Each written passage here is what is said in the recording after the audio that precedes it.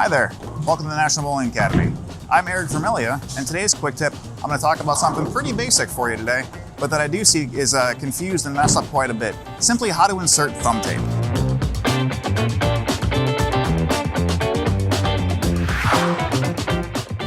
First thing you need, piece of thumb tape.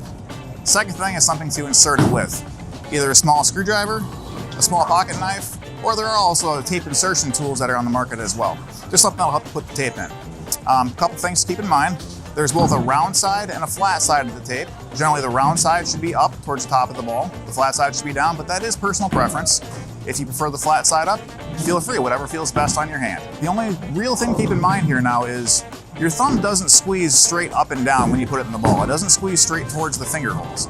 If you look at your hand when it's in the ball, generally everyone's thumb sits at an angle kind of around 45 degrees. So it's important to insert that tape to match the angle of your thumb. So when you put your hand on the ball, take a look at the actual direction your thumb flexes when you do squeeze the ball, when you grip the ball, and make sure that tape is inserted to match the pad of your thumb or the back of your thumb flush. Keep these things in mind, you'll have more fun, knock down more pins, and enjoy the game.